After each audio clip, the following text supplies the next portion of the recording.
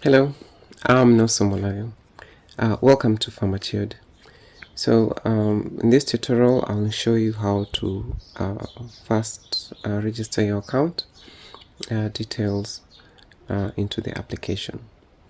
So as you see, you press the Get Started button. You have got these terms and conditions. Please read them. And at the bottom, you'll see I have read and accept all terms and conditions. Then the accept and continue button will be activated, and then you'll have your login page. Please press the register pharmacy button because right now we don't have an I can't log in yet. And from here you'll input all the pharmacy information details, and including your admin setup.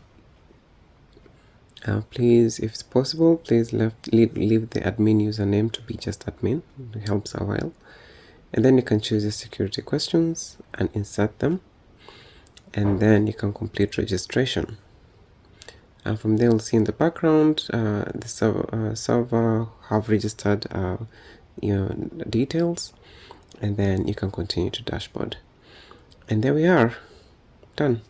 And from here, you'll see all the dashboard items, and we'll continue from there.